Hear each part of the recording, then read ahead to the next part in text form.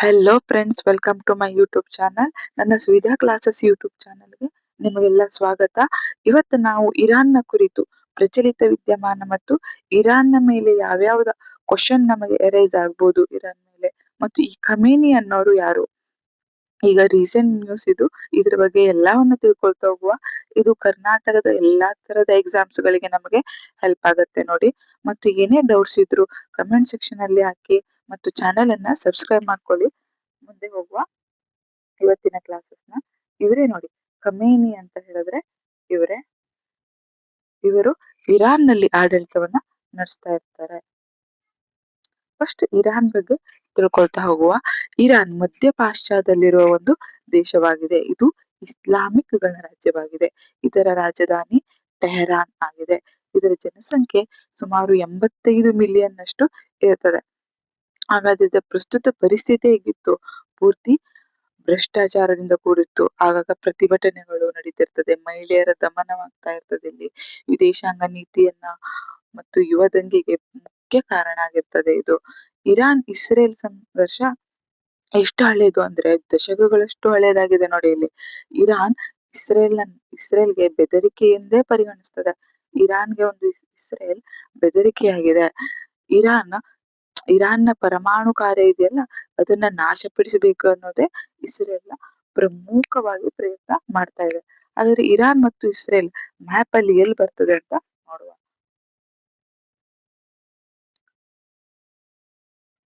ನೋಡಿ, ಇಲ್ಲಿ ಮ್ಯಾಪ್ ಅಲ್ಲಿ ಕಾಣಿಸ್ತಾ ಇದೆಯಲ್ಲ, ಇರಾನ್ ಇಲ್ಲಿದ್ರೆ ಇಸ್ರೇಲ್ ಇಲ್ಲಿದೆ. ಇಷ್ಟು ದೂರ ಇದೆ. ಇದ್ರ ಮಧ್ಯೆ ನೋಡಿ, ಇರಾಕ್ ಬರ್ತದೆ, ಸಿರಿಯಾ ಬರ್ತದೆ, ಪ್ಯಾಲೆಸ್ತೀನ್ ಟೆರಿಟೋರಿಯಸ್ ಬರುತ್ತೆ ಮತ್ತು ಬಹರೇನ್ ಬರುತ್ತೆ. ಇಸ್ರೇಲ್ ನ ನಿಯರ್ ರೆಡ್ ಸಿ ಅನ್ನೋದು ಇದೆ. ಇವೆಲ್ಲ ಎಕ್ಸಾಮ್ಸ್ ಗೆ ಇಂಪಾರ್ಟೆಂಟ್ ಆಗಿರೋದು. ಮ್ಯಾಪ್ ಕೂಡ ಇಂಪಾರ್ಟೆಂಟ್. ಇದು ಪ್ರತಿಭಟನೆಯ ಚಿತ್ರ. ಮುಂದೆ ನೋಡುವ ಯುದ್ಧದ ಮಾಹಿತಿ. ಇರಾನ್ನ ಇಸ್ರೇಲ್ ಯುದ್ಧದ ಮಾಹಿತಿ ಇದು ದಶಕಗಳಷ್ಟು ಹಳೆಯದು. ಇದು ಇಸ್ರೇಲ್ ಇರಾನ್ನ ಪರಮಾಣು ಕಾರ್ಯವನ್ನ ನಾಶಪಡಿಸಲು ಪ್ರಯತ್ನಿಸುತ್ತಿದೆ. ಫೆಬ್ರವರಿ 28, 2026ರಂದು ಯುಎಸ್ಎ ಮತ್ತು ಇಸ್ರೇಲ್ ಇರಾನ್ನ ಮೇಲೆ ದಾಳಿ ನಡೆಸಿ ಇದರಲ್ಲಿ ಇರಾನ್ನ ಸುಪ್ರೀಂ ಲೀಡರ್ ಆದ ಅಯತೊಲ್ಲಾ ಅಲಿ ಖಮೇನಿ ಸೇರಿದಂತೆ ಹಲವಾರು ಉನ್ನತ ಅಧಿಕಾರಿಗಳು ಸಾವನ್ನಪ್ಪಿದ್ದಾರೆ. ಇದಕ್ಕೆ ಪ್ರತಿಯಾಗಿ ಇಸ್ರೇಲ್ ಕೂಡ ಯುಎಸ್ಎ ಮೇಲೆ ದಾಳಿ ನಡೆದಿದೆ. ಟ್ರಂಪ್ ಘೋಷಣೆ ಮಾಡಿದ್ದಾರೆ ಇದ್ರ ಬಗ್ಗೆ. ಅಯತೊಲ್ಲಾ ಅಲಿ ಖಮೇನಿ ಅವರು ನಿಧನ ಹೊಂದಿದ್ದಾರೆ ಅಂತ. ಇದು ಯುಎಸ್ಎ ಇರಾನ್ ಮತ್ತು ಇಸ್ರೇಲ್ ಮೇಲೆ ನಡೆಸಿದ ದಾಳಿಯಾಗಿರ್ತದೆ.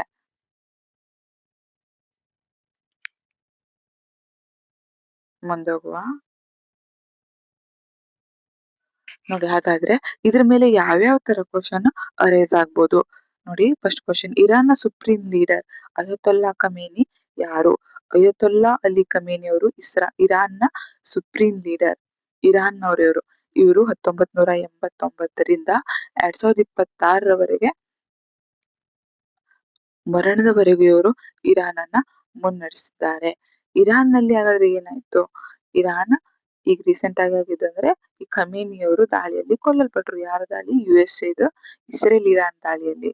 ಇದು ಪ್ರದೇಶದಲ್ಲಿ ಉದ್ವಿಗ್ನತೆಯನ್ನ ಇನ್ನು ಹೆಚ್ಚಿಸಿದೆ.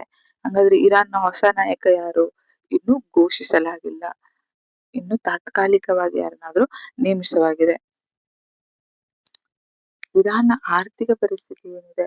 ಇರಾನ್ನ ಆರ್ಥಿಕ ಪರಿಸ್ಥಿತಿ ತುಂಬಾ ಹದಗೆಟ್ಟಿದೆ, ಬಿಕ್ಕಟ್ಟಿನಲ್ಲಿದೆ ಅಂತಾನೆ ಹೇಳ್ಬೋದು ನೋಡಿ. ಇದು ವ್ಯಾಪಕ ಬಡತನ, ನಿರುದ್ಯೋಗ ಎಲ್ಲಕ್ಕೂ ಕಾರಣವಾಗಿದೆ. ಇರಾನ್ನ ಮಹಿಳಾ ಹಕ್ಕುಗಳು ಏನೇನಿದೆ? ಇರಾನ್ ನಲ್ಲಿ ಮಹಿಳಾ ಹಕ್ಕು ಬಹಳ ಸೀಮಿತವಾಗಿದೆ.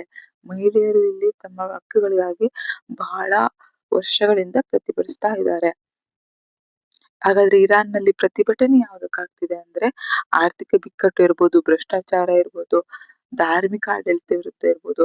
ಧಾರ್ಮಿಕ ಅಂದ್ರೆ ಇದರಲ್ಲಿ ಮೇನ್ ಇಸ್ಲಾಮಿಕ್ ಕಂಟ್ರಿ ಆದ್ರಿಂದ ಇದರ ವಿರುದ್ಧನೇ ಪ್ರತಿಭಟನೆಗಳು ನಡೀತಾ ಇದೆ.